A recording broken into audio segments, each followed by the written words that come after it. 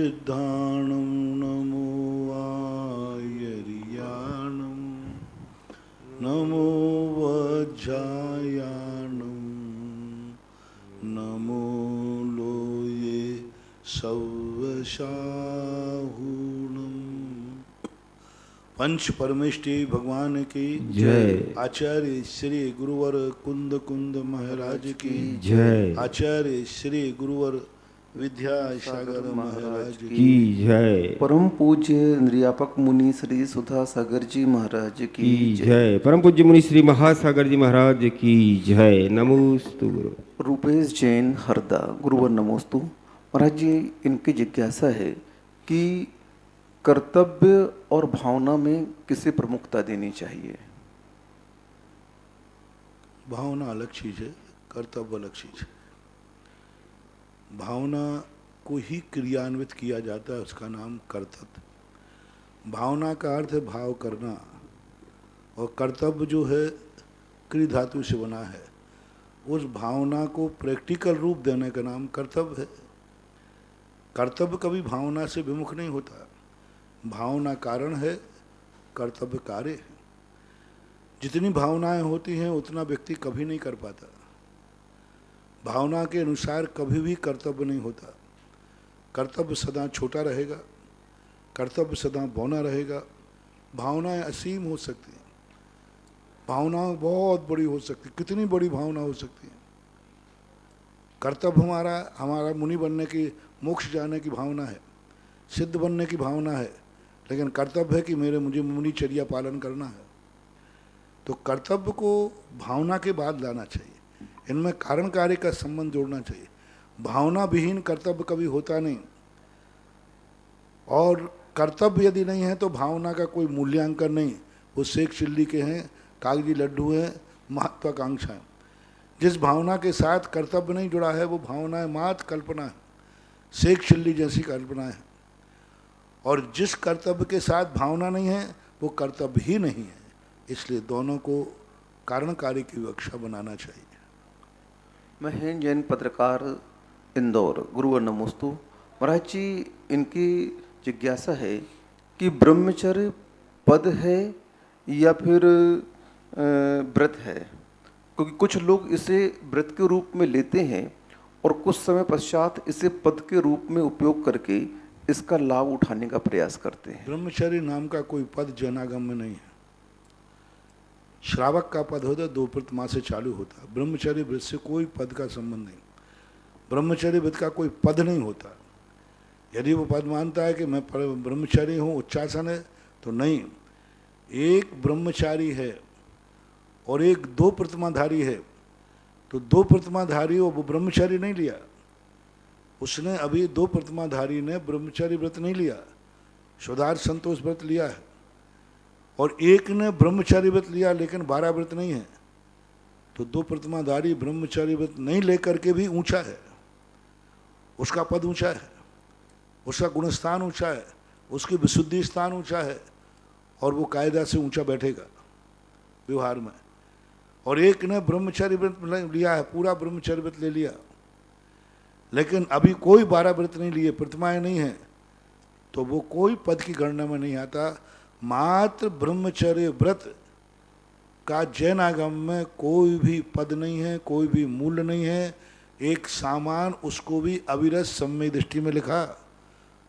बहुत बड़ी बात है। आजीवन बाल ब्रह्मचारी भी है, और यदि 12 व्रत नहीं है तो वह असंयमी की कोटि में आया, उसका गुणस्थान भी चौथा ही रहेगा, असंयमी में गिना जाएगा, अवृत्ति में गिना जाएगा। और एक 12 व्रत जिसने ले लिए और अभी पूर्ण ब्रह्मचर्य व्रत नहीं लिया, तो उसका गुणस्थान पंचम गुणस्थान होगा, वो ऊंचा गिना, वृत्ति में गिना जाएगा। हाँ, यदि ब्रह्मचर्य व्रत 12 व्रतों के साथ में है तो फिर सोने में सुहाग है, सोने में सुगंधा है, बहुत बड़ा। यानी 12 व्रत भी लिया है और ब्रह्मचर्य व्रत भी लिया है, तो फिर तो वो वृत्ति से भी बहुत बड़ा श्रेष्ठ पद आ गया। मात्र ब्रह्मचर्य व्रत लेकर के लोग, कई लोग ऐसे हैं जो कहते हैं हम तो ब्रह्मचारी हैं, हमारा तो शुद्ध है, हम ये ऐसा, ये सब चीज़ें बेकार की बातें हैं। 12 व्रतों का महत्व है। ब्रह्मचर्य व्रत से भी ज़्यादा विशुद्धि, ज़्यादा पुण्य का आश्रय एक आजीवन ब्रह्मचर्य व्रत की असंख्यात गुणी निर्जरा नहीं है, और एक गृहस्थ जो 12 व्रत लिए हैं, जिसने अभी ब्रह्मचर्य व्रत नहीं लिया है, वो जीवन भर प्रति समय असंख्यात गुणी निर्जरा कर रहा है। तो हमारे यहाँ व्रतों का महत्व है, ऐसा मन। अनुमेहा आशीष जैन, मुंबई। गुरुवर नमोस्तु। महाराज जी ये पूछ रहे हैं कि आत्मा, व्यक्ति जब जितना पाप करता है आत्मा उतनी कलुषित होती जाती है, और जो ज़्यादा पाप करता है तो उसकी आत्मा ज़्यादा कलुषित होती है। तो महाराज जी आत्मा शुद्ध कब होती है? पाप से रहे तो जब अपने खुद ही उत्तर मिल गया। पाप से कलुषित होती है, पाप छोड़ दी तो शुद्ध हो जाती है। जितना जितना पाप करेगी उतना उतना कलुषित है, जितना जितना पाप छोड़ती जाएगी उतना उसकी कलुषता हटती जाएगी। सीधी सी बात। प्रभात जैन, ललितपुर। गुरुवर नमोस्तु। महाराज जी अपने आजकल टेटू चलता है, तो उस टेटू के माध्यम से हम अपने गुरु महाराज का नाम अपने हाथ पर गुदवा सकते हैं क्या? नहीं खुदवाना चाहिए, क्योंकि इस प्रकार की स्थितियां ठीक नहीं हैं। अब बहुत सारी बातें इसमें हैं, ऐसा अच्छा नहीं है। पंकज जैन, गुना। गुरुवर नमोस्तु। महाराज जी ये पूछ रहे हैं कि अयोग केवली के समय में कौन सा ध्यान हुआ करता है? चौथे नंबर का विपरीत क्रिया नाम का जो चतुर्थ शुक्ल ध्यान है, वो अयोग केवली के लिए होता है।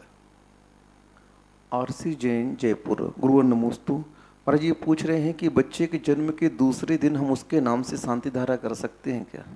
पहले दिन से कर सकते हो ना, तुरंत कर सकते हो ना। जन्म के तुरंत पहले भी कर सकते हो, जन्म के तुरंत बाद भी कर सकते हो। उसके नाम से शांति धारा करने में कोई बाधा नहीं। शांति धारा किसी के भी नाम की जा सकती है। मधु जैन, जयपुर। गुरुवर नमोस्तु। महाराज जी जब प्रसूति होती है तो 45 दिन तक महिलाओं को कुछ, कोई भी माँ भी प्रसूति के समय बीमार हो गई, अस्वस्थ है, अशुद्धि में है, लेकिन बीमार है तो सीरियस है। कोई महिला अशुद्धि में है और ऐसी सीरियस बीमारी उसकी हो गई, तो उसके नाम से शांति धारा करने में कोई दोष नहीं है। किस अवस्था में है, नाम से शांति धारा करने में दोष है। नाम से करने में किसी भी दशा में, पवित्र अपवित्र हुआ, कोई भी दशा हो, की जा सकती। मधु जैन, जयपुर। गुरुवर नमोस्तु। महाराज जी इनकी जिज्ञासा है कि जब महिला प्रसूति के समय में होती है, बच्चे को जन्म देती है, तो 45 दिन तक वह कोई भी धर्म कार्य नहीं कर सकती है। तो क्या उस समय वो महिला जो पाठ उसे याद हो उस पाठ का पाठ कर सकती है? वो पाठ मन में पाठ करने में कोई बाधा नहीं। बच्चों को भी सुना सकती है? हाँ, बच्चों को भी सुनाएगी, नमोकार में सुनाएगी, मेरी भावना सुनाएगी, भक्तांबर याद है तो करेगी। तो अपने मन में बस उसको ऐसा नहीं करे बच्चे ही तक सुने, नहीं तो माइक लेके लगा के बैठ के भजन गाने लग जाए, फिर माइक लेके भजन करने लग जाए, किताब लेके पढ़ने लग जाए, जाप लेके करने, उसको बस वो अपने अंदर अंदर स्मरण कर सकती है। अधिकतर समय उस बच्चे को संस्कार दे सकती है। राजेन जैन, मेरठ। गुरुवर नमोस्तु। महाराज जी इनका प्रश्न है कि संस्थान विषय धर्म ध्यान के अंतर्गत स्वर्ग के वैभव का वर्णन आता है। तो महाराज जी धर्म ध्यान में स्वर्ग के वैभव का विषयों का चिंतन करेंगे तो धर्म ध्यान कैसे बनेगा? सबसे बड़ा धर्म ध्यान है, सबसे बड़ा धर्म ध्यान है। ज्ञानी व्यक्ति यही विशेषता है। अज्ञानी कमजोर व्यक्ति है, अशुभ का ध्यान करने में धर्मात्मा बनता है, भय से, डर से, कारण से, डर से, अरे भाई देखो इसने पाप किया तो देखो इसको ऐसे कुछ हो रहा है। दूसरों के दुखों को देखकर धर्म की तरफ प्रेरित होना जरूरी नहीं कि वो सच्चा धर्मात्मा है, क्योंकि दूसरे को दुखी देख रहा है, दूसरे को परेशान देख रहा है, इसलिए जा करके वो धर्मात्मा बन गया।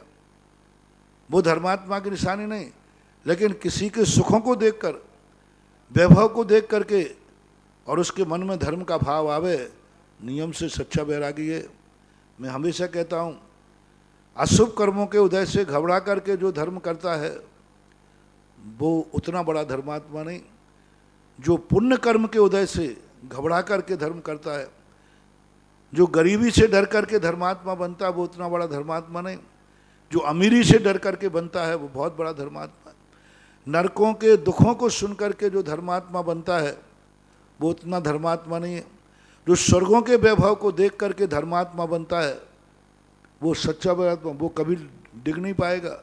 नरकों के दुख, गरीबी के दुख देखकर जो धर्मात्मा बना, किसी दिन अमीरी के मिल गया उसको, कोई गरीब था वो दुख देख के बाद धर्मात्मा बन गया, और कल के दिन किसी ने कह दिया कि मैं तुझे अमीर बना दूंगा, 2 करोड़ रुपया दे दूंगा, तो सब धर्म और एक तरफ फेंके वो होता चला जाएगा। और जो अमीरी को देख के धर्मात्मा बना है वह कभी भ्रष्ट नहीं होता, कभी पतित नहीं होता, क्योंकि उसको पुण्य के वैभव को सोच लिया, स्वर्गों के वैभव को सोच लिया, स्वर्गों के विषय कसायों को सोच लिया उसने कि ये सब विषय कसाय पकवान विष मिश्रित पकवान के समान हैं। ऐसी अनुभूति जिसको आ गई वो कभी पतित नहीं होता, पलायनवादी नहीं। गरीब, दुखी, असमर्थ व्यक्ति पलायनवादी हो सकता है, लेकिन समर्थ आदमी कभी पलायनवादी नहीं होता। महानुभाव, सबसे बड़ा वैराग्य है, यही तो लोग समझ नहीं पा रहे हैं। और मैंने 4-5 दिन प्रवचन दिए थे कि सच्चा धर्मात्मा वो है जो पुण्य के उदय से उब गया हो, पुण्य के वैभव से उब गया हो, अमीरी से उब गया हो, भूख से नहीं उबा हो, रोटी खा खा के उब गया हो कि आखिर कितना खाऊं, षटरस भोजन से उब गया हो, भोजन रस नहीं मिले इसलिए नहीं, रस नहीं मिले क्या, रस ही नहीं मिलता क्या करें, और एक भोग यार मैं कितने रस खाऊं, 56 भोगों से जो भोग गया है, विज्ञान सब रखे हैं, नहीं खाना, उपवास है। बोले क्यों, मैं इन सब भोगों, इन व्यंजनों को खा खा करके भोग उब गया हूँ, थक गया हूँ। तो ये बहुत बड़ी चीज है महानुभाव। स्वर्गों का चिन्ह संस्थान विषय के संबंध में स्वर्गों का चिंतन सच्चे वैराग का कारण है, नरकों की अपेक्षा। महाराज जी, इन्हीं का प्रश्न और है कि स्वर्गों में जो वापिकाएं होती हैं, कमल होते हैं, तो ये कमल वनस्पति कायिक होते हैं और जो जल होता है वो जलकायिक होता है क्या? नहीं, स्वर्गों में प्रत्येक वनस्पति नहीं होती, वनस्पति काय जीव होते हैं, लेकिन प्रत्येक वनस्पति मात मध्यलोक में ही होती है, नरकों में भी नहीं, स्वर्गों में भी नहीं। वनस्पति काय जीव हैं, लेकिन ये पेड़ पौधे वाले जीव, कोई भी पेड़ पौधा बगीचा वहाँ नहीं होता। बगीचे का रूप होता है वहाँ पर, बगीचे बहुत सारे रहते हैं, लेकिन वो प्रत्येक वनस्पति तो जो है मध्यलोक में ही होती है, ऊपर नहीं। और जल महाराज जी जो होता है, जल वहाँ है, जल की स्थिति है, जल काय जीव हैं, लेकिन जल के तालाब आदि नहीं होते, बावड़ी जैसी होती है, बताया गया है। लेकिन वो जल ऐसा नहीं है जैसा कि तुम्हारे यहाँ का जल जो रहता है, वो वहाँ का एक जल, बाग बगीचे हैं, मैंने कहा ना, वहाँ गार्डन भी हैं, बाग हैं, बगीचे हैं, सब हैं, लेकिन वो प्रत्येक वनस्पति के रूप में नहीं माने जाते। मित्तल कमलेश कुमार जैन झिलाई, गुरुवन नमोस्तु। महाराज जी, है कि हम लोग अपने जन्मदिन के अवसर पर अभिषेक शांति धारा करते हैं, और उसके उपरांत अगर हम अपने साधर्मी भाइयों को भोजन पर बुलाएं तो इसमें कोई आपत्ति थोड़ी है? साधर्मी भाइयों को बुलाने में किस उद्देश्य से बुला रहे हो? साधर्मी मान के बुला रहे हो कि दोस्त मान के बुला रहे हो? अंतर है, बहुत अंतर है। ब्याई जी को बुलाया तो प्रतिमाधारी थे ब्याई जी इसलिए बुलाया है कि ब्याई जी थे इसलिए बुलाया? प्रश्न में साधर्मी लिखा। हाँ, देखो, साधर्मी बना करके, साधर्मी को फिर उनको भी बुलाओ जिनसे तुम्हारी कोई रिश्तेदारी नहीं, वे भी तो साधर्मी है। उन्हीं को तुम साधर्मी मान रहे हो जिससे तुम्हारी ब्याई जी गिरी है, रिश्तेदारी है, तो ये तो बहानेबाजी है। साधर्मी में वो भी है जो तुम्हारा कोई नहीं है, तुम्हारी गोट का नहीं है, तुमसे व्यवहार नहीं लगा हुआ उसको, तुम्हारा आना जाना नहीं, लेकिन वो साधर्मी है। तो रिश्तेदारी आदि का निमित्त न बना करके जनरल श्रावकों को खिलाना, ये साधर्मी का भोजन है। जैसे अभी आप लोग चतुर्मास के भोजन कराते ना, भक्ति पंच कल्याण का भोजन कराते ना, भक्ति कलश के माध्यम से कराते ना, ये साधर्मी भोजन कहलाएगा। इसमें सब तुम्हारी तरफ से भोजन कर रहे हैं, कोई तुम्हारा रिश्तेदार नहीं, कुछ नहीं।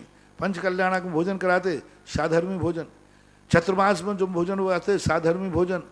महावीर जयंती वगैरह पे भोजन होते, साधर्मी भोजन, ये साधर्मी भोजन है। यदि तुम्हारी रिश्तेदारी है इसलिए बुला रहे हो तो उसको साधर्मी का बहाना मत करो, उसको जो है सो है वो ही रखो, ज़्यादा उसमें शामिल होने का प्रयास मत करो। पीयूष जैन, बड़ा गांव धसान, गुरुवर नमोस्तु। महाराज जी इनकी जिज्ञासा है कि राम और बलराम में उतनी अधिक शक्ति नहीं थी क्या? लक्ष्मण और कृष्ण में ज़्यादा शक्ति थी क्योंकि इन्होंने कोटी शिला उठाई। वो एक नियोगी कार्य है। शक्ति में ऐसा नहीं कह सकते बलराम में कोई शक्ति नहीं होती। ये बात अलग है कि उनके पास सुदर्शन चक्र नहीं होता। बलराम जो 3 खंड के अधिपति नहीं होते। बलराम के अंदर जो लक्ष्मण का या नारायण का वैभव बताया, सुदर्शन चक्र की उत्पत्ति, 5 शस्त्र की उत्पत्ति, 7 निधियां, रत्न, 7 रत्नों की उपलब्धि। तिलोई परिणति में आया कि नारायण प्रति नारायण का 7 तो रत्न होते हैं, 5 शस्त्र होते हैं और वो विजय प्राप्त करने निकलते सुदर्शन चक्र के माध्यम से। और 16,000 आदि रानियों का जो और 16,000 मुकुटबद्ध राजाओं को बराबर जीतते हैं। तो नारायण का वैभव ज़्यादा प्रतीत होता है और ज़्यादा वैभव होता है नारायण प्रति नारायण का। लेकिन बलभद्र के अंदर शक्तिहीन होते हैं ऐसा कोई वर्णन नहीं है। और कोटि शिला तो नारायण को उठाने का, प्रति नारायण को नहीं, नारायण को उठाने का नियोग है। वो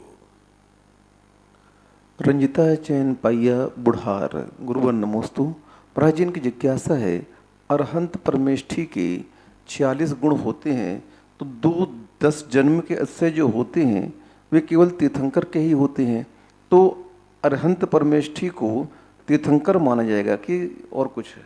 क्योंकि वो गुण अरहंत तक कायम रहते, उनके पास कायम बने रहते हैं, इसलिए मान लिया गया। जन्म से उनका वज्रसम नारायण संगनन था, वो अभी भी है। समचतुर संस्थान था, वो अभी है। सुंदर रूप था, वो अभी भी है।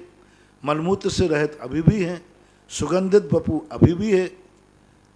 तो ना जो कुछ भी थे और एक्स्ट्रा और बढ़ गए, वो जुड़ गए। हाँ, ये होता कि जो 10 के अतिशय थे जन्म के, वे केवल ज्ञान के बाद खत्म हो जाते। यानी केवल ज्ञान होते ही वो अब उनका सुंदर शरीर मिट जाएगा, सुगंधित शरीर मिट जाएगा, पसीना आने लग जाएगा आदि, ये सब आने लग जाए तो बात अलग थी।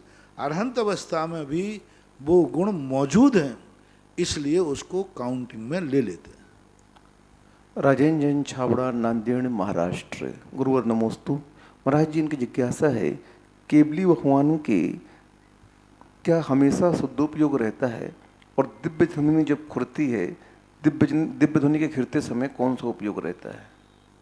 केवली भगवान का शुद्धोपयोग नहीं होता, उनको शुद्धोपयोग का फल है। 12वें और 11वें गुणस्थान तक ही शुद्धोपयोग है। 13वें 14वें गुणस्थान में तो शुद्धोपयोग का फल है। शुद्धोपयोग का फल है केवल ज्ञान, वो प्राप्त कर लिया। शुद्धोपयोग का फल जो था घातिया कर्मों का नाश, वो प्राप्त कर लिया।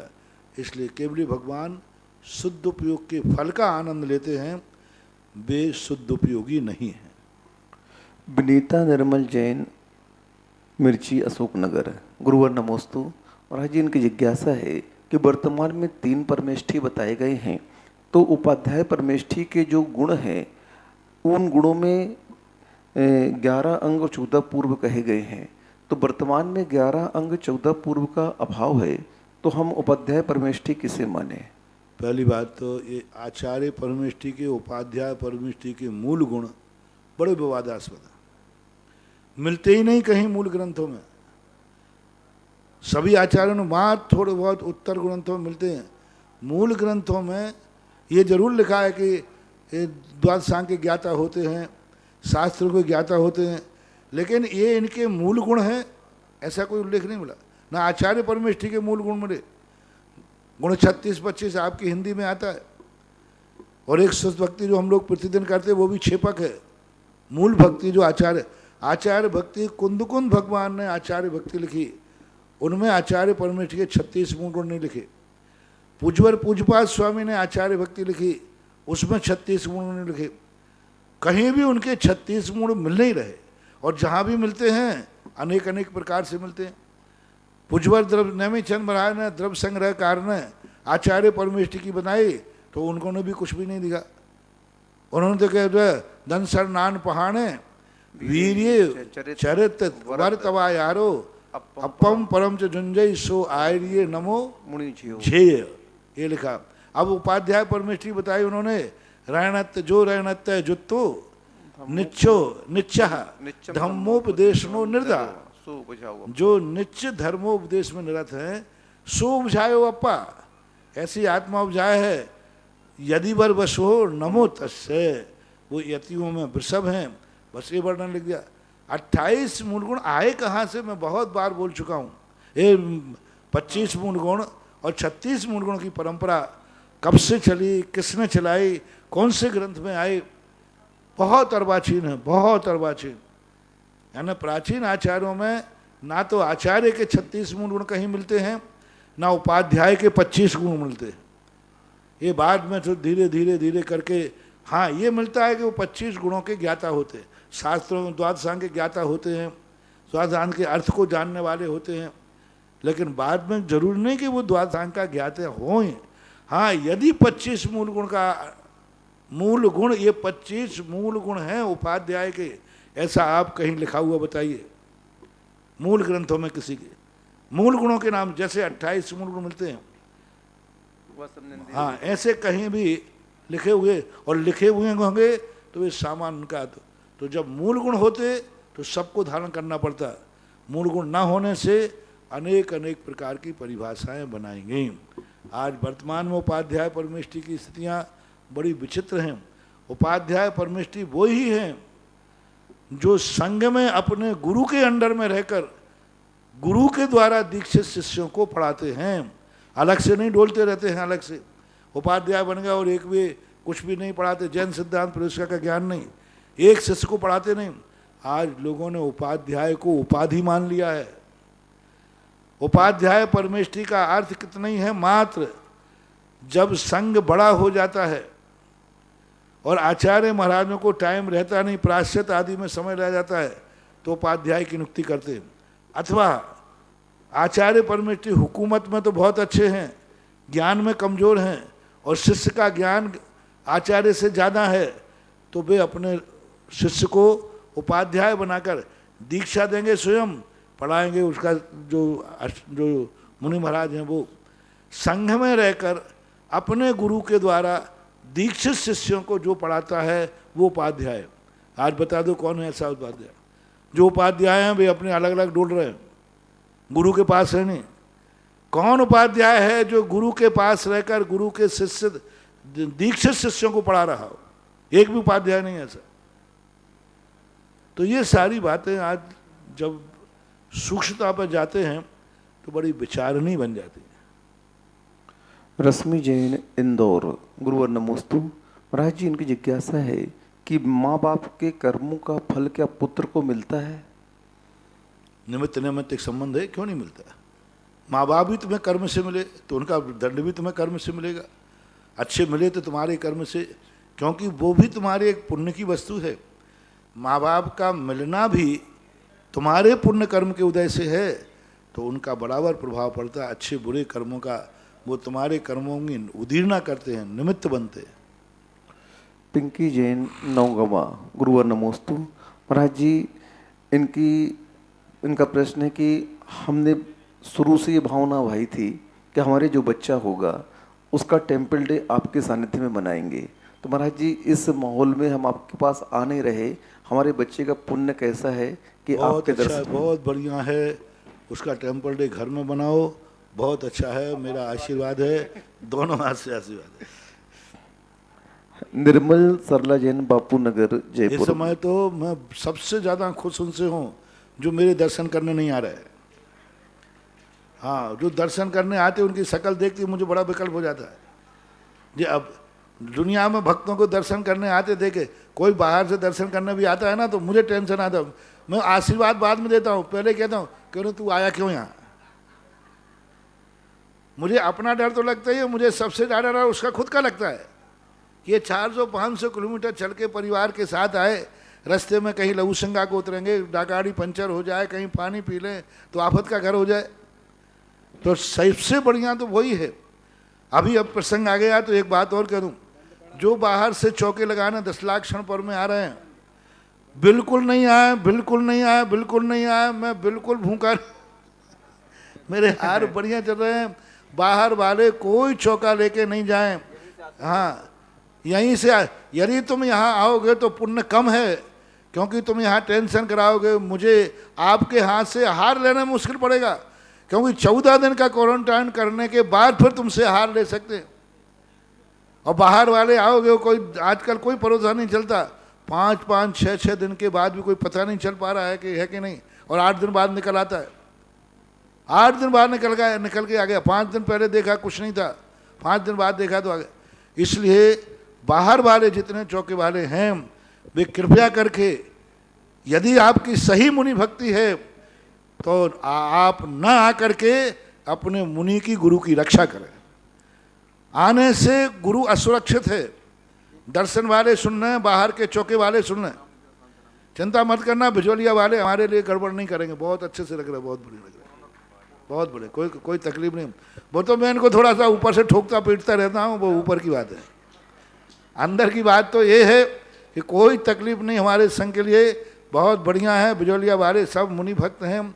मैंने कहा था ना, बिजोलिया वालों की अंतरंग की बात है, बिजोलिया वाले मत सुनना रे, कान में उंगली डाल दो।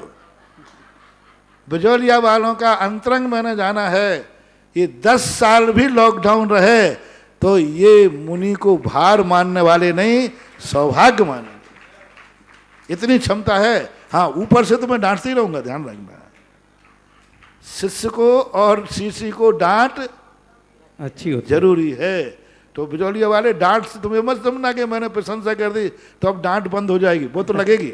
हाँ, वो जरूरी है। हाँ, लेकिन सबसे मेरा कहना, बाहर वाले मत आओ। आप 5 दिन के लिए क्वारंटाइन करोगे, पहले ही मैंने क्वारंटाइन का टाइम बचा दिया, 7 दिन कर दिया, 8 दिन कर दिया, क्योंकि आप तुम देखो ना, मेरे से क्यों कहलवा रहे हो? आप लोग खुद सारे देश की परिस्थितियां जान रहे हैं, महाराज जी, सबको सब दिख रहा है। सबको दिख रहा है। आपके बाजू में देख लो, आपके मोहल्ले में देख लो, आपके नगर में देख लो क्या हाल हो रहा है। और उसके बावजूद भी तुम गुरु के पास आकर के, गुरु को दबाव दे करके, कमेटियों को दबाव देकर, कमेटियों पे आजकल बड़ा दबाव पड़ रहा है, अंदर रहने वालों पर बड़े लोग दादागिरी आंखें, तेरे बाप का तुम्हें ऐसा बोल रहे हैं। जो अंदर लोग हैं ना, अब 2-4 बेचारे बच्चे हैं, कोई हमारे पास अब ये चतुर्मास, मैं तो जिंदगी में एक बहुत बड़ा सबक मिला कि बिना कमेटियों का भी चतुर्मास हमारा हो सकता है। अब बेचारे जो अंदर हैं, ना तो वे कमेटी में हैं, ना उनको कोई अधिकार है, फिर भी वे जैसे तैसे व्यवस्थाएं कर रहे हैं। अब उन्हीं को लोग आंखें दिखा रहे हैं, तुमने क्षेत्र खरीद दिया, महाराज को बिहार करना तो फिर देखते हैं तुम्हारे लिए, तुम्हारे बहुत बुरा गंदा बोल रहे हैं। उनसे मत बोलो रे ऐसा, वे अंदर रह करके बहुत अच्छी व्यवस्थाएं कर रहे हैं। अभी तक मैं 4-6 महीने लगभग होने को हैं, पूरे संघ में हमारा एक भी साधु किसी भी प्रकार से इनकी सेवाओं से असंतुष्ट नहीं है। इसलिए बाहर गांव वालों से, ओ मेरे प्यारे भक्तों, यदि तुम मेरे से प्यार करते हो, मेरे पर श्रद्धा करते हो, मेरी सुरक्षा चाहते हो, तो यहां मत आओ, मत आओ, मत आओ। जय हो। बाहर से चौके लेके मत आओ, बिल्कुल मत आओ, बहुत खतरा है। आप देखो रिस्क क्या कर लोगे तुम, तुम्हें खुद मालूम है कि एक को कहीं कुछ हो जाता है, पूरा परिवार कोरोना में आ जाता है, पूरा परिवार आ जाता है, जितने उनको टच करते हैं, जितने उनको छूते, सब परिवार वाले आ जाते हैं। यदि तुम्हारे कारण से थोड़ा सा भी कुछ हो गया, क्या कर लोगे बता दो हम महाराजों का। हाँ, यदि तुम लोगों ने ठान लिया हो इस कोरोना में इन 5 महाराज की समाधि जरूर होना चाहिए, आज 5 समाधि होना चाहिए, तो फिर बहुत बढ़िया है, फिर करो। 5 समाधियां के लिए यहाँ स्थान भी अच्छा है, बन जाएगा। हाँ, यदि समाधि ही कराना है तो फिर प्रयास करो, मत डालो दबाव, मत डालो दबाव। 10 दिन के लिए, 10 लाख क्षण पर्व के लिए आकर कोई तुम बहुत बड़ा पुण्य नहीं कमा लोगे, कुछ नहीं कमा पाओगे, कोई पुण्य नहीं कमा पाओगे। टेंशन देखो कितना लाओगे। एक बाहर का व्यक्ति आता है, पूरा संघ, पूरा जितने अंदर रहने वाले सब कांप जाते हैं, सब कांप जाते, डर लग जाते बाहर के लोग आते ही, क्योंकि आज 6 महीने से पूरा का पूरा ये क्षेत्र पूर्णतः आज तक की तारीख में 100% सुरक्षित है पूरा। और अभी बिजोलिया भी पूरा सुरक्षित है, और नहीं आओगे तो वो सुरक्षित रहेगा। भुजेरिया नगर पूरा सुरक्षित है। अभी बीच में एक आया लेकिन वो सब पूरे नेगेटिव हो गए। यानी क्षेत्र ही सुरक्षित नहीं है, बिजौलिया ग्राम भी पूर्णतः 100% सुरक्षित है। और वो सुरक्षित है इसलिए यहाँ से काम चल रहा है। जिस दिन वो गड़बड़ हो जाएगा तो बिजौलिया को रोक दूंगा, कोई जरूरत थोड़ी है। बीच में एक नाला पड़ता है, उसमें बाढ़ लाऊंगा, क्योंकि तुम उधर रहो इधर रहे। बाहर वाले मत दबाव दो, मत दबाव दो, ना आचार्य जी के पास दबाव दो, ना यहाँ दबाव दो, ना सोर्स मिलाओ, ना किसी से कहो। बस तुम तो एक ही भावना करो कि हमारे गुरु जहाँ भी रहें सुरक्षित रहें। तुम्हारे नहीं आने से गुरु की सुरक्षा है, इससे बड़ा पुण्य तुम्हें क्या मिलेगा। तुम्हारे आने से गुरु असुरक्षित है, इससे बड़ा दोष और क्या होगा, कितना बड़ा दोष होगा। इसलिए कोटा, भीलवाड़ा, बांसवाड़ा, कहाँ कहाँ के सब जहाँ के बाड़े जहाँ के लोग आ रहे हों, आस पास के इधर जहाँ से लोग आ रहे हों, सब लोगों से कहना कोटा खतरनाक है, बहुत खतरनाक है, सब पूरा एरिया खतरनाक, ब्यावर खतरनाक है। ब्यावर की स्थिति हालत ऐसी खराब हो रही है, और वो ब्यावर वाले कह रहे हैं हम 10 लाख क्षण में आएंगे, मत आओ रे, बिल्कुल नहीं आओगे। और मैं तो कह रहा हूँ कि अभी तो कह ही रहा हूँ, फिर तुम आए तो ध्यान रखना, फिर लौटना भी पड़ सकता है, क्योंकि शक्ति बरतना पड़ेगी। थोड़ी सी भक्ति, थोड़ा सा अनुराग, थोड़ा सा करुणा, बहुत बड़ा नुकसान। बताते आपके मोबाइल पे बार बार बैठ सकता बोल रहा है, थोड़ी सी चूक भारी, ऐसा बोलते ना वो, सावधानी हटी दुर्घटना घटी। नहीं, थोड़ी सी भूल, थोड़ी सी चूक बहुत भारी पड़ सकती है, बहुत भारी। ये कह रहे हैं। ऐसे ऐसे नाम आ रहे हैं लोगों के जिनके अपन हमारे भक्तों में आने लगे, क्योंकि वो बिल्कुल ओवर खुले घूमने लगे। इसलिए मत करो इसको, कोई को आने की जरूरत नहीं है। बहुत बढ़िया 10 लाख क्षण चल रहा है, आप बैठे बैठे वही भावना भाव मत। और महाराज जी सबको यहाँ से लाभ देंगे, पूरा ऑनलाइन पूरा के लाभ, मैं माध्यम से। लाइव चला रहा हूँ, हाँ, लाइव पूरे कार्यक्रम। सुबह के प्रवचन दूंगा, दोपहर में क्लास दूंगा, प्रतिक्रमण कराऊंगा, सब कार्यक्रम कराऊंगा। निर्मल सरला जैन संघ की जयपुर, गुरुवर नमोस्तु। महाराज जी इनकी जिज्ञासा है, प्रत्याख्यान और प्रतिक्रमण क्या कहलाता है? प्रतिक्रमण कहलाता है अपने किए हुए अपराध को स्वीकार करना कि ये गलत है, आगे नहीं करना, ये प्रत्याख्यान कहलाता है। परम पूज्य आचार्य गुरुदेव श्री विद्यासागर जी महाराज के परम आज्ञानुवर्ती शिष्य निर्यापक श्रवण मुनि पुंगव श्री सुधासागर जी महाराज के मुखारविंद से देश विदेश में जिनवाणी चैनल के सामने सुधा कलश चैनल के माध्यम से अपनी जिज्ञासा भेजने वाले, सुनने वाले सभी भक्तों की ओर से परम पूज्य गुरुवर के चरणों में नमोस्तु। बंधुओं, जैसा महाराज श्री ने कहा कि बिजौलिया वालों को डांट रहे हैं, क्योंकि मैंने कुंभकार की बात सुनी थी कि कुंभकार अंदर हाथ पसार कर ऊपर मारत चोट। तो आपको अगर कहते भी हैं, लेकिन उसके पीछे उनका बड़ा रहस्य रहता है कि आप अपने हैं, इसलिए आपको समझाने की कोशिश करते हैं। निरंतर चलने वाली घोषणाओं में आज पुनः इस तपोदय तीर्थ क्षेत्र पर चलने वाले असीमकालीन भक्तांबर महामंडल विधान के लिए एक नाम आया है मनोज जी पटवारी के द्वारा। श्रीमान पारस कुमार चंद्रकला राजकुमार कोटिया करवर वाले राजकुमार जी के जन्म दिवस के उपलक्ष्य में महावीर नगर कोटा वालों ने असीमकालीन भक्तांबर के लिए अपना नाम प्रदान किया। एक बार जोरदार तालियों के साथ अनुमोदना। एक भक्ति कलश बीना जैन सपरिवार जयपुर राजस्थान, जिन्होंने इस चातुर्मास के पावन अवसर पर एक भक्ति कलश विराजमान करने की भावना भाई है। 1,11,111 की मैं चाहूंगा सुरेश जी पटवारी आए और परम पूज्य महाराज श्री के आशीर्वाद इस कलश को स्थापित करेंगे। चांदखेड़ी चंदोदय तीर्थ क्षेत्र, जहां पर आदि बाबा का नाम पूरे विश्व के लोग जानते हैं, अति प्राचीन प्रतिमा है, बहुत ऊर्जा एनर्जी वाली प्रतिमा है, जहां पर असीमकालीन भक्तांबर के लिए एक नाम आया है। बंधु, ये किसी भी क्षेत्र पर आप विधान कराएं, जहां आपकी मर्जी हो वहां कराएं, जहां आपकी श्रद्धा हो, जहां आस्था हो वहां हो, लेकिन असीमकालीन भक्तांबर विधान एक ऐसी वस्तु है, अमूल्य निधि है कि आप जीवन में सिर्फ एक बार पैसा जमा कराएंगे और जब तक आपके पीढ़ी दर पीढ़ी आपका परिवार रहेगा, कुटुंब रहेगा, खानदान रहेगा, तब तक आपके नाम से आपके परिवार का वर्ष में एक दिन विधान होगा। ऐसे अवसरों से कभी चूके नहीं। तो चंदोदय तीर्थ चांदखेड़ी के लिए 51,000 रुपए की राशि में ऊषा, सुरेश चंद, राजकुमारी, संजय, अर्चना, संदीप, नीलम जैन समस्त परिवार, इन्होंने एक नाम प्रेषित किया है। जोरदार तालियों के साथ अनुमोदना करेंगे महाराज। अब इस बार में अभी बिजौलिया वाले भी को लिए भी अभी जो देखो आज 6 महीने से हो गए जो पूरे अपने घर नहीं गए, यहीं पर अपना समय व्यतीत कर रहे हैं। अब जो नए लोग हैं वे भदैया बनना चाहते, हमें 10 दिन के लिए चौका दो, क्योंकि 10 दिन उनको व्यापार में जाना नहीं, तो उन्होंने सोचा चलो मंदिर में समय कटे। तो बिजोलिया वालों को भी 10 लाख क्षण पर्व के बाद, नए चौके वालों को समय दिया जाए तो 10 लाख क्षण पर्व के बाद दिया जाए, 10 लाख क्षण के पहले नहीं। जय हो। आइएगा, जिज्ञासा पहले हम ऑडियो के माध्यम से लेते हैं, फिर आगे जिज्ञासा समाधान होगा। मैं सुधा गंगवाल गुवाहाटी से, मैं और मेरे परिवार एवं गुवाहाटी समाज की तरफ से नमोस्तु गुरुवर, नमोस्तु गुरुवर, नमोस्तु गुरुवर। गुरुवर, हम जगन रूप से 16 कारण के व्रत कर रहे हैं। आपने जो 16 कारण का विधान एवं मंत्र भेजे उसे पढ़कर हमें बहुत ही आनंद आ रहा है। महाराज श्री, हम आपका उपकार एवं श्रावकों के प्रति करुणा का भाव कभी नहीं भूलेंगे। आगे के जो मंत्र एवं विधान हमें जल्दी मिले, अभी हम अपनी विशुद्धि बढ़ाएं। गुरुवर, नमोस्तु गुरुवर। लें, अभी आपने प्रश्न किया है तो हम 4 दिन के अभी दिए थे, 3 दिन के दे दिए थे। अब 4 दिन का आपको PDF में, आप जितने 10 लाख 16 कारण व्रत कर रहे हैं, जो नहीं कर रहे हैं वो भी कर सकते हैं।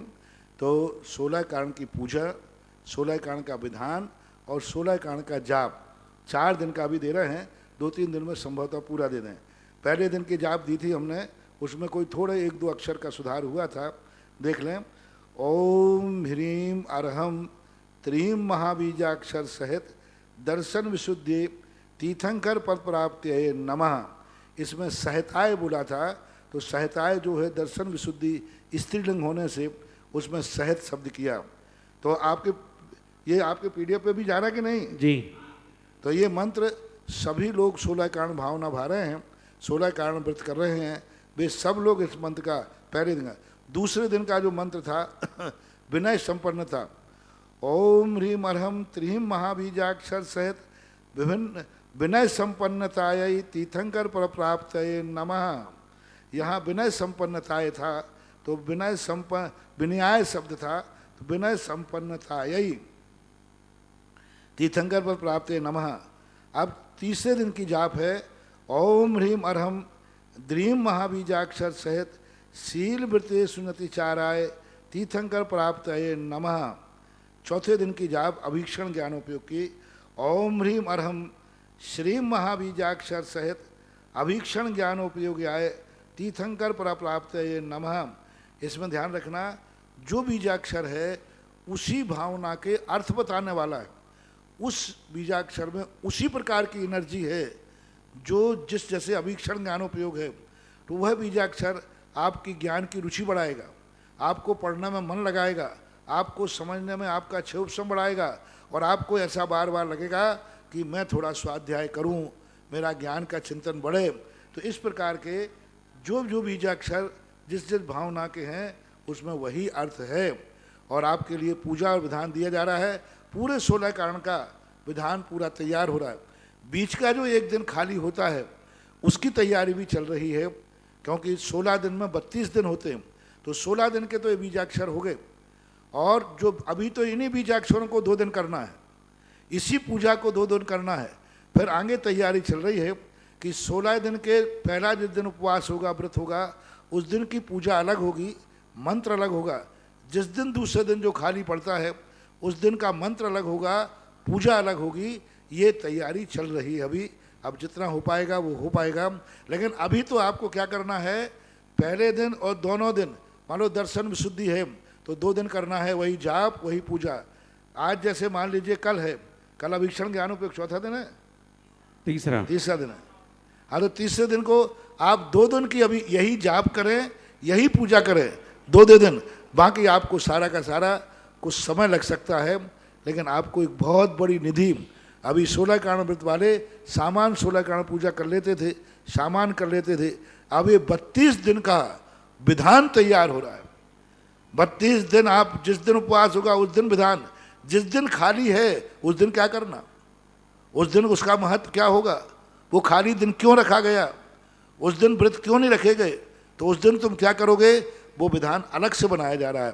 तो पूरा 32 दिन का मारना। आप जब लॉकडाउन खुल जाएंगे तो मंदिर में मारना मार सकते हो, अभी घर में आप अपनी थाली में केसर से मारना मार सकते हो। तो मारना भी और 32 दिन का भी करके अभी मार्च 16 दिन की तैयारी चल रही है, तो अभी आप 16 दिन में ही संतुष्ट रहें। और 16 दिन में कुछ भी गड़बड़ी नहीं है, कमी कुछ नहीं, पूर्ण है, वो तुम्हें एक्स्ट्रा मिलने वाला है। अभी एक विशुद्धि 2 दिन यथावत करें, आगे जैसा आपका पुण्य होगा, जितना हमारा दिमाग चल जाएगा आपको निधि देते जाऊंगा, आपका पुण्य नहीं होगा तो मैं क्या कर सकूंगा। इसलिए माला फेरो कि आपके लिए 32 दिन का विधान, 32 दिन का पूरा मंत्र, 32 दिन का सब कुछ तुम्हें मिल जाए, इतनी बुद्धि हमारी चल जाए। महाराज श्री इस महानुष्ठान में जो पीडीएफ के माध्यम से मांडला पहुंचा है, तो हम फ्लेक्स आदि का भी बना के स्थापित कर सकते हाँ, हैं। अभी थोड़ा सा और हम उसको ठीक करके दे रहे हैं। अभी मात केसर से बना लेना, फ्लेक्स के लिए मैं निर्देश दे दूंगा, अब फ्लेक्स का बना सकते हो, क्योंकि अभी उसमें थोड़ा सा पूर्ण हो जाए ऐसा। अगली जिज्ञासा पुनः रिकॉर्डिंग के माध्यम से। गुरुवर नमोस्तु नमोस्तु नमोस्तु रमेश गजिया गांधीधाम। गुरुवर आज आपने कहा कि ऐसा संबंध रखो ताकि गुरु को आहार दे सके। बेटे बेटियों से कहा कि आप ऐसा दिमाग में रखें कि जो आपसे गुरु दूर न हो और गुरु से आप संपर्क में रह सके और गुरु को आहार दान दे सके। गुरुवर आज की स्थिति परिस्थिति ऐसी है, हर माँ बाप के 2 ही बच्चे होते हैं, एक लड़का या एक लड़की या 2 लड़का या 2 लड़कियाँ। गुरुवर उसमें से 70% एक केस ऐसे हो रहे हैं कि जो लव मैरिज कर रहे हैं और वो दूसरी कास्ट में कर रहे हैं। तो गुरुवर मेरी जिज्ञासा है कि अभी पुरानी जितनी हमारे घर बार जो दादा दादी वो है, वो तो उन्होंने तो गुरु के पास और गुरु को आहार देने की विधि सिखा दी, पर नए जो पीढ़ी आ रही है उसमें से भी अगर आप कहोगे कि हम उनसे आहार नहीं लेंगे तो 70% तो वो ऐसे निकल जाएंगे और 30% वाले हैं वो वैसे भी आहार देने में इंटरेस्ट नहीं। तो गुरु आगे ये श्रवण संस्कृति का चलेगी कैसे, ये मैं जानना चाहता हूँ गुरुवर। हमारे महावीर स्वामी ने कहा है, बच्चे माँ बाप से बिना पूछे ही संबंध करे जा रहे हैं एक सुने दूसरे सुने, और माँ बाप बेचारे करे। महावीर स्वामी ने ये कहा है, कभी महावीर स्वामी ने कंप्रोमाइज नहीं किया। उन्होंने कहा है कि ये जो नियम है, सिद्धांत है, इनके नहीं मिलेगा तो हम आहार का त्याग करके समाधि ले लेंगे ना। श्रवण संस्कृति मुनि धर्म, दिगंबर मुनि धर्म खत्म हो सकता है, लेकिन समझौता नहीं कर सकता। बालोवा पुलोभ पुनोवा पुनाकलानोवा खत्म हो जाएगा तो क्या फर्क पड़ने वाला। यदि हम शिथिलाचार करके इसको पार भी लेंगे तो इसका कोई फल नहीं मिलेगा। हमारी छूट देने से कोई हमारा मुनिवृत्त पल जाएगा या तुम्हारा श्रावक वृत्त पल जाएगा, नहीं, उससे कोई फर्क पड़ने वाला नहीं। इसलिए ऐसी कोई चिंता नहीं। अभी मुझे विश्वास है भगवान महावीर स्वामी पर, 18,000 वर्ष तक सच्चे साधु को सच्चे श्रावक देने को मिलते रहेंगे। जय हो। क्या आप कल्पना कर सकते हो 6 महीने से भी यहाँ निरंतर चौके लगाने वाले हैं और निरंतर हैं, जो बिल्कुल आराम से शुद्ध चर्या पा रहे हैं और आकुलता के बिना कोई मजबूरी। क्यों रे, तुम लोग मजबूरी में तो नहीं रह रहे हो, खुशी खुशी से किसी के दबाव में रह रहे हो, हाँ आनंद के साथ रह रहे हो, बड़े खुद। कोई किसी, हम तो सबसे ज़्यादा खुश किसको होते हैं, जो अंदर रहने वाले जब बाहर जाने की अनुमति मांगता है तो मैं दोनों जा पधार जल्दी। आने वाले से मुझे कष्ट है, जाने वाले तो मैं तुरंत हाथ देता, हाँ भाई पधारो, चलो पधारो। तो इसलिए मैं तो जल्दी भेजता हूँ। तो ऐसा चिंता मत करो। अभी हमारे आचार्य सिंह ने एक बार कहा था कि यदि आप कुएं का पानी के करेंगे तो आज कुएं के पानी कहाँ मिलेंगे, तो उन्होंने कहा 18,000 वर्ष तक दुनिया में कोई ना कोई कुआं रहेगा।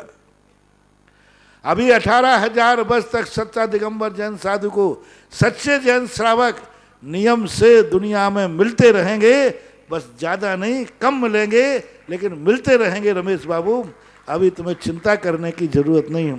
रही बात बच्चों की, तो आप लोगों की कमी है कि आप बच्चों को बिगाड़ रहे हैं। बच्चों को पहले आप होटलों में आप भेज रहे हो, बच्चों को पढ़ने के लिए आप भेज रहे हो, बच्चों को आग के कुएं में आप भेज रहे हो, बच्चों के को एजुकेशन में एडमिशन आप करा रहे हो, सब कुछ आप लोग कर रहे हो, और फिर कहते बच्चा बिगड़ गया। बच्चे की गलती क्या है? बच्चे को छूट देखो क्या होगी। आज तुम 5 साल 8 साल के बच्चे को अपनी गोदी से उतार कर हॉस्टल में डाल देते हो, वहाँ नौकरों खा रहा है, शोषण धोकर खा रहा है, तो जो गलती आपकी है। अब आज के समय पश्चात संस्कृति आपको ऐसे दुष्प्रभाव ला रही है, तो इसके लिए धर्म जिम्मेवार नहीं, आपको ही सोचना पड़ेगा, विचार करना पड़ेगा। लव मैरिज बच्चे नहीं कर रहे हैं, आप लव मैरिज करने के लिए बच्चों को वातावरण बना रहे हैं। होटलों में बच्चों को डाल देते हैं छोटे से, अब वहाँ वो मनमानी कर रहे हैं, नौकरों के हाथ की रोटी खा रहे हैं, दोस्त यारों के साथ घूम रहे हैं, साल भर में माँ बाप का कोई मुंह देखने को नहीं मिल रहा, संस्कार नहीं मिल रहे, तो करें क्या? वो आपका वातावरण ऐसा हो रहा है, इस वातावरण से आपको खुद बचाना पड़ेगा। बच्चों को, बच्चियों को तो ही बच सकता है, बाकी हमें तो कोई चिंता नहीं। मुझे तो, और मेरा तो गुरु है, मेरे गुरु महाराज ने ऐसा संस्कार दिया, आचार्य विद्यासागर का चेला यदि सच्चा चलता रहा तो उसकी जिंदगी में तो कभी ये समस्या आएगी नहीं। मैं तो 35-40 साल से देख रहा हूँ, आज तक कभी मुझे, और राजस्थान जैसे स्थान पर मुझे कभी चौकों की चिंता नहीं करना पड़ी, विचार नहीं करना पड़ा। और अब आगे क्या करना पड़ेगा? गई बहुत रही थोड़ी थोड़ी, थोड़ी भी अब जाए। अगली जिज्ञासा पुनः रिकॉर्डिंग के माध्यम से।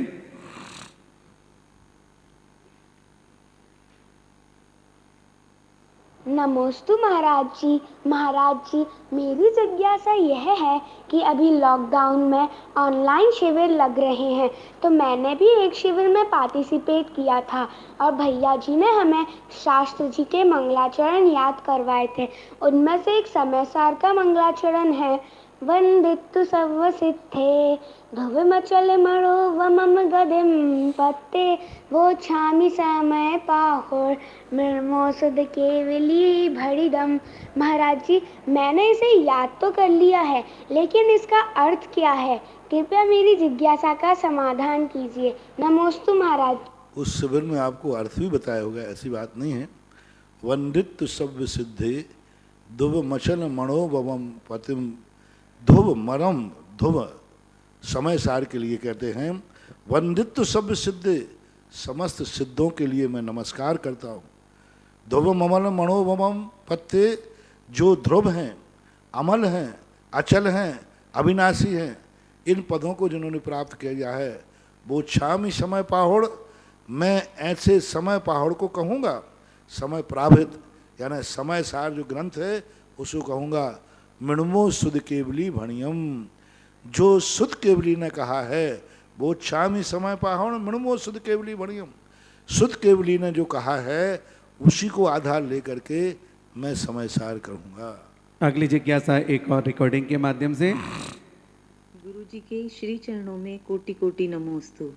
गुरु जी, 6 महीने 8 समय में 608 जीव नित्य निरोध से निकलकर व्यवहार राशि में आते हैं, किंतु अभव्य जीव सदा से ही व्यवहार राशि में हैं। वो नित्य निरोध से नहीं निकलते, व्यवहार राशि में ही रहते हैं। ऐसा कैसे संभव है गुरु जी? कृपया जिज्ञासा का समाधान करके ऐसा कथन किसी ने किया है तो गलत किया है।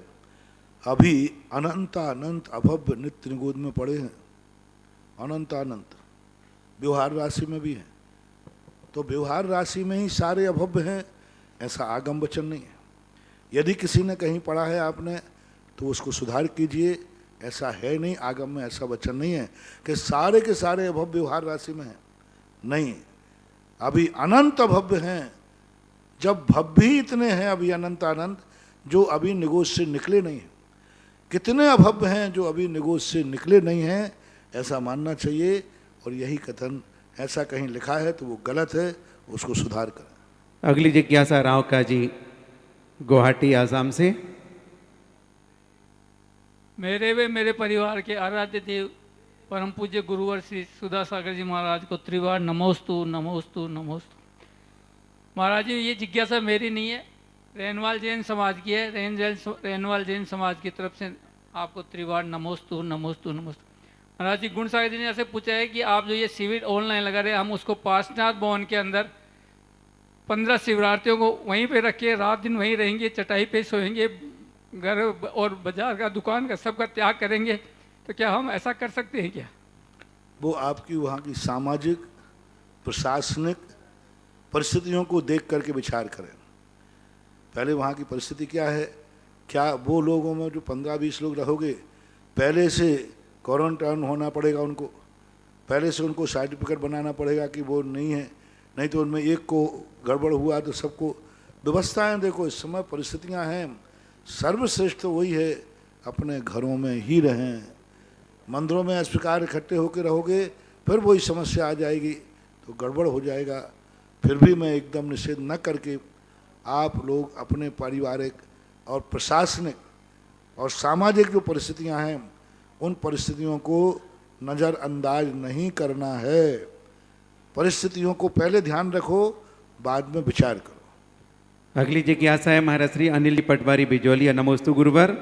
महाराज श्री, अज्ञानी जीव विपर्य तप करता है, उसमें हिंसादिक दोष होते हैं, तो ये विपर्य तप क्या कहलाता है? कृपया समाधान देकर अनुग्रहित करें। विपर्य एक प्रकार का नहीं है। एक विपर्य होता है संशय विपर्य, अनद्वशाय, मिथ्या दृष्टि करता है।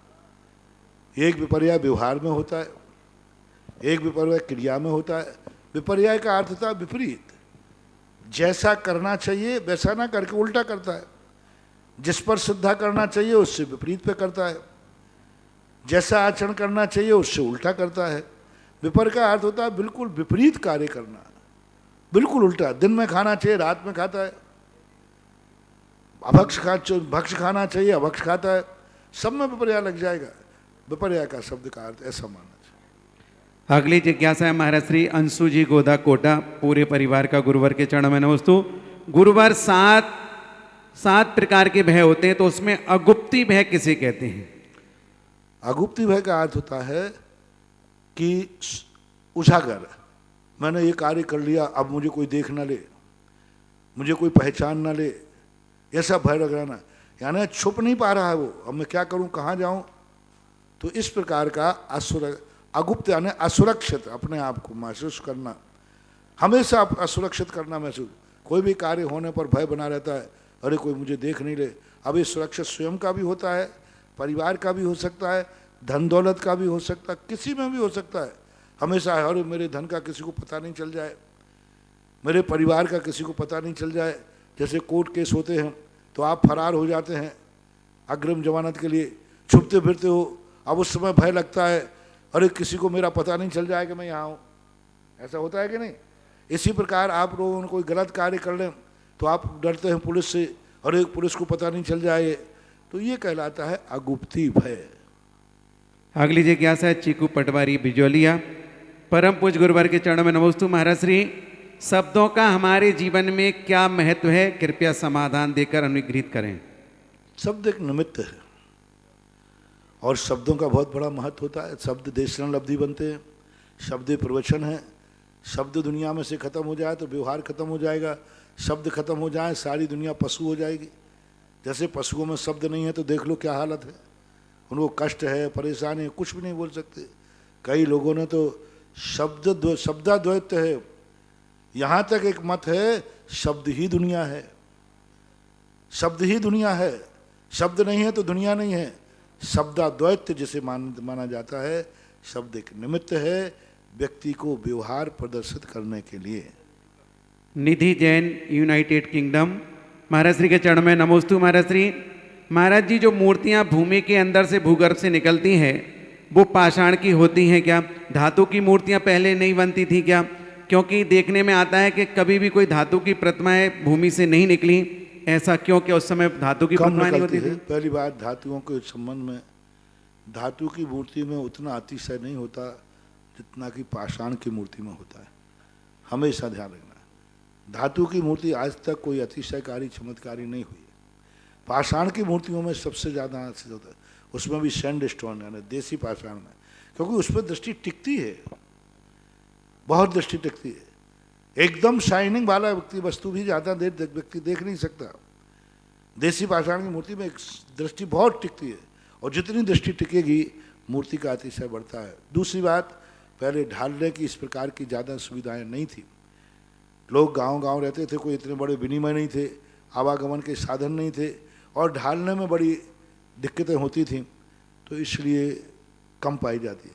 और जब पाई जाती है तो वो उतनी अच्छी समचित्र संस्थान में नहीं पाई जाती।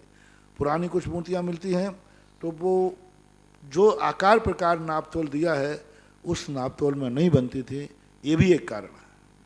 अगली जिज्ञासा है महाराज श्री के चरणों में नमोस्तु। महाराज श्री, सिद्धांत है कि भगवान के यहाँ पुत्रियां उत्पन्न नहीं होती, परंतु भगवान आदिनाथ के यहाँ क्यों उत्पन्न हुई?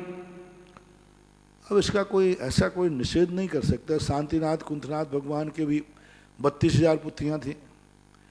यदि चक्रवर्ती के 64,000 पुत्र 32,000 पुत्रियों का उल्लेख माना जाए तो शांति कुंतलनाथ के थे।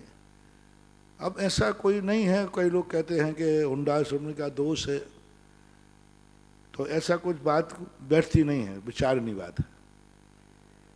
महाराज श्री नमोस्तु, क्या तीर्थंकर के माता पिता नियम से मोक्ष प्राप्त करते हैं? यदि हाँ तो कितने भवों में?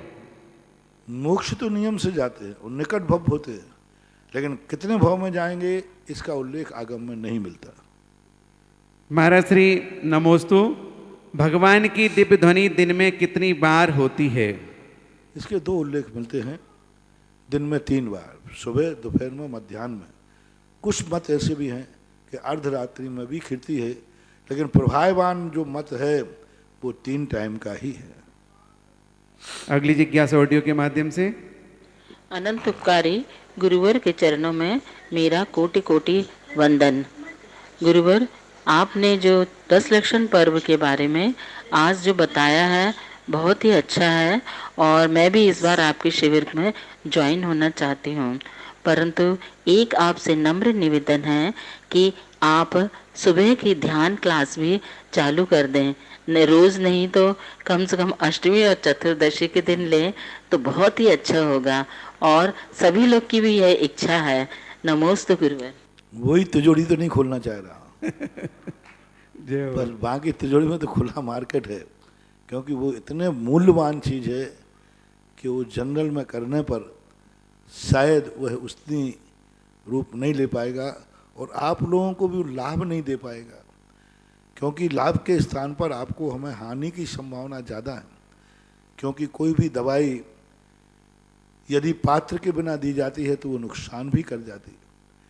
तो जो ध्यान है, जिस भूमिका में, जिस घरों में रहकर आप लोग ध्यान करोगे, शायद वो ध्यान का आनंद नहीं लेकर के और वह रूप नहीं तुम बन पाओगे, तो आसाधना का भी दोष आपको आएगा। इसलिए मैं वो चीज़ तुम्हें नहीं दे सकता कि जिससे फायदे के स्थान पर नुकसान हो। सामान्य प्रार्थनाएं, सामायिक जाप आदि वो ध्यान तो मैं नहीं करा सकता।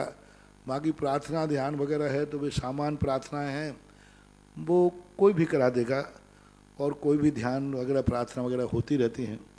उस ध्यान के लिए अभी मैंने विचार नहीं किया। अगली जिज्ञासा पुनः रिकॉर्डिंग के माध्यम से। नमोस्तु महाराज श्री जी।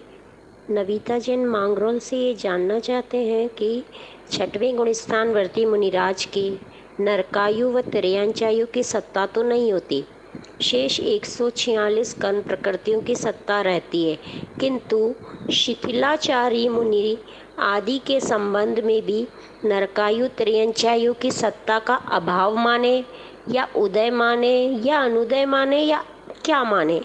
समाधान दीजिए। नमोस्तु महाराज। इसके संबंध में 2 बातें विचार करना है। पहली बात तो शिथिलाचारी है तो उसका गुणस्थान ही नहीं, वो मुनि ही नहीं, उसके तो कोई भी सत्ता पाई जा सकती है। मुनि का भेष ही नहीं है। जब बाहरिक नग्न बने रहने पर 11वें गुणस्थान का गिरा हुआ जीव त्रियंचों में जन्म ले सकता है, 1 इंद्रियों में जन्म ले सकता है, विकलत्रय में जन्म ले सकता है, पशु पक्षियों में जन्म ले सकता है, कीड़े मकोड़ों में जन्म ले सकता है। कोई कपड़े नहीं पहन ले, दिगंबर रहा, एक अंतर्मुद में 11वें गुणस्थान से गिर के मिथ्यात्व में चला गया। जब वो शिथिलाचारी है और उसका गुणस्थान यदि नहीं है तो उसको नरक तिर्यंच जाने में क्या हो गया? स्पष्ट लिखा, अस्मण पाऊगम गणनादिते निगोद पात्रा। तो जब आप ये शिथिलाचार ही स्वीकार कर रहे हैं तो फिर उसके त्रियंच की और नारकों की सभी 4 गतियों की सत्ता मानने में कोई बाधा नहीं। हाँ, यदि गुणस्थान चौथा है, 5वां है, 6वां है, तो उसके त्रियंचों की कोई भी ना त्रियंच की सत्ता बनेगी ना नरक की सत्ता बनेगी। अब दूसरी बात है, पूज्यवर नेमिचंद महाराज कहते हैं कि यदि कोई भी व्रत लिया है और वह निर्दोष व्रत पाल रहा है मन वचन काय की शुद्धि पूर्वक, तो भी उसे नरक त्रियंच की सत्ता नहीं मानना चाहिए।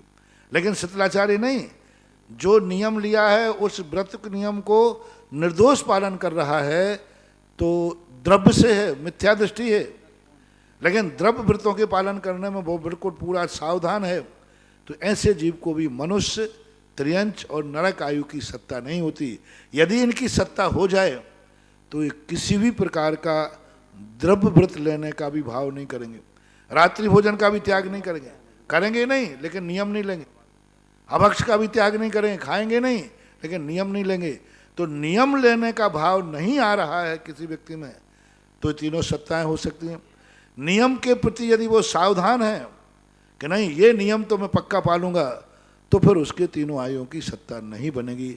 इस प्रकार दो प्रकार से लेना, एक द्रव्य व्रत और एक भावात्मक व्रतों की अपेक्षा से।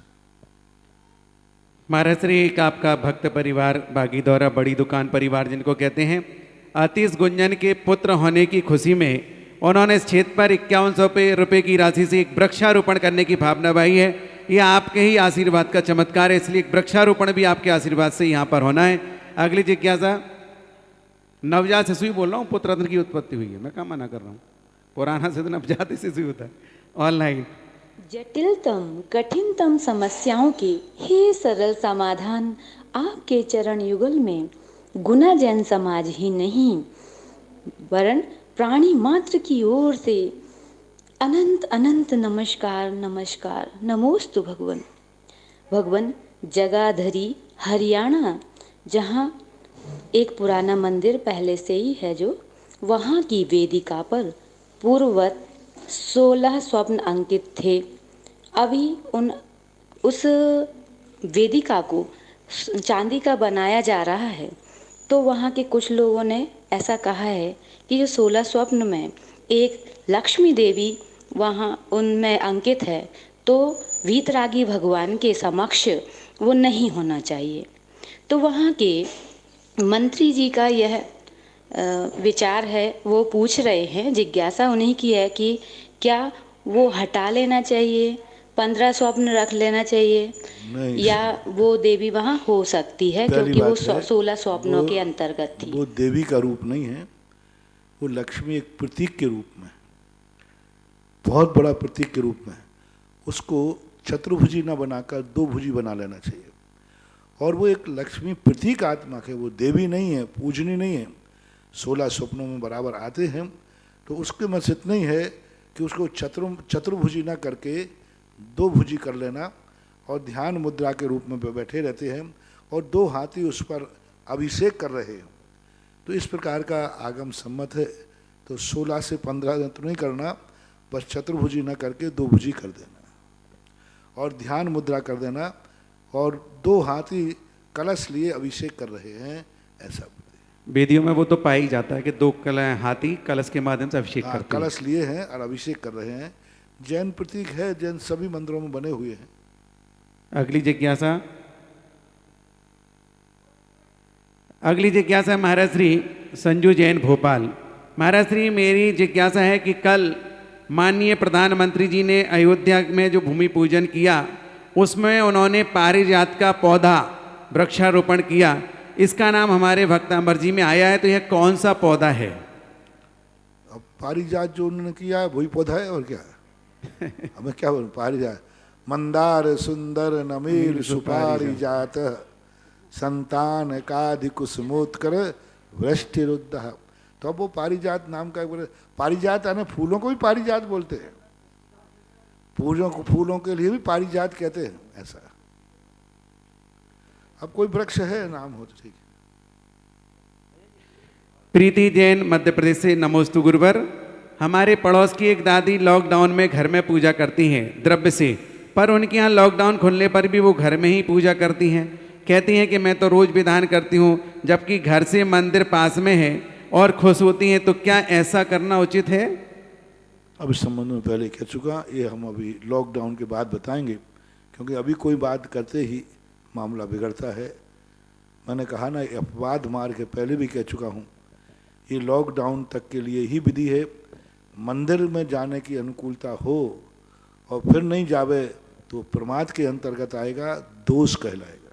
महाराज श्री, बहुत सारे जिज्ञासियों की इच्छा है कि जो ऑनलाइन हम शिविर लगा रहे हैं, उसमें बहुत सारी महिलाएं भी सम्मिलित हो रही हैं, और आपके नियम में लिखा है कि महिलाएं भी बिना पुरुषों के निमंत्रण के भोजन ना करें। और मान लो पुरुष भोजन करके चला जाए तो हम उस स्थिति में क्या करें? देखो, ये आपके घर के आप लोगों ने ऐसा व्यवहार क्यों बना लिया? तुमने अपनी बेइज्जती इतनी क्यों करा ली कि तुम्हें कोई पूछने वाला भी नहीं है? आपने पुरुष अपना मुंह में मुंह खाया, मुंह पहुंचा, चलता बना, माँ और बहन पत्नी को खाएगी कि नहीं खाएगी पूछता तक नहीं। ये तुम लोगों ने अपनी इज्जत खराब कर ली। करें क्या? पहले ऐसा नहीं होता था।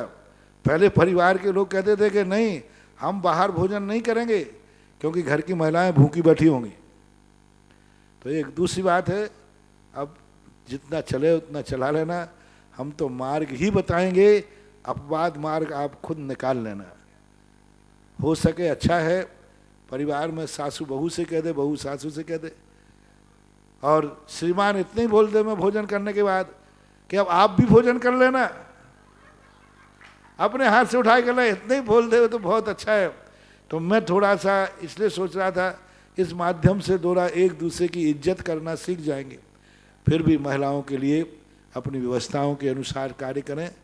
अब जैसे आज इस समय आया था कि यदि हम मंदिर जाएंगे तो कोरोना के डर के कारण जूते चप्पल पहनना पड़ेंगे, पर शुद्ध वस्त्र पहन के मत जाना। फिर अशुद्ध वस्त्र पहन के करके और फिर वहाँ जा कर के जो अभिषेक करते हैं पुरुष वर्ग, महिलाएं तो अभिषेक करती नहीं, इसलिए पुरुष वर्गों को विशेष सावधानी रखना चाहिए। और जैसी अव्यवस्था है, ये तो हमने मार्ग बताए, परिस्थितियाँ आप लोग अपनी जोड़ लेना। और क्या शंका है? महाराज जी, उन्होंने एक और जिज्ञासा रखी थी कि हमारे पतिदेव अगर हमको निमंत्रण कर भी देंगे और हम अगर भोजन करने बैठ गए तो वो नमक की जगह बूरा की जगह नमक डाल देंगे। बहुत बढ़िया है, इससे कम से कम एक तपस्या तो होगी। हम लोगों के साथ कई बार ऐसा हो जाता है, हम लोगों के साथ होता है कई बार ऐसा, तो यही तो मजा है। और क्या है? यही तो 10 लाख क्षण का मजा है।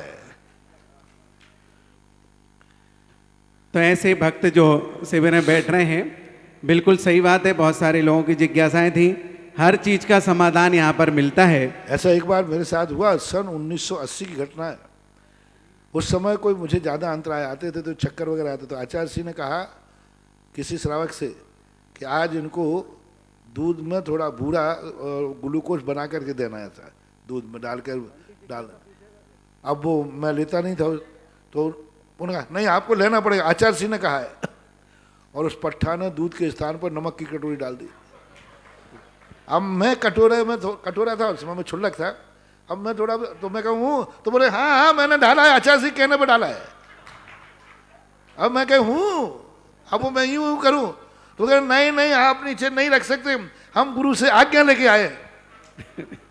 अब 2-3 घूंट तो मैंने पिया, लेकिन बाद में जैसे पिया अंदर जा करके उल्टी हो गई, फेंक दिया। तो फिर आचार्य जी पास पहुंचे तो बड़ा बात खुली, तो मैंने क्या बात है? आचार्य जी ने कहा, मैंने कहा नमक था। अब वो समझ रहा है नमक कटोरा, तो उसने कटोरी डाल दी सीधी नमक की। तो आचार्य जी ने कहा क्या हो गया? मैंने ये सब आपकी कृपा है। कहीं मेरी क्या कृपा, मैंने तेरे अच्छे के लिए कहा था। ऐसा हो जाता है क्या? आइएगा, इस प्रकार से जिज्ञासा का समाधान संपन्न हुआ। आरती के लिए तैयार रहेंगे, इसके पहले जिनवाणी स्तुति। जिनवाणी की ज्ञान से सूझे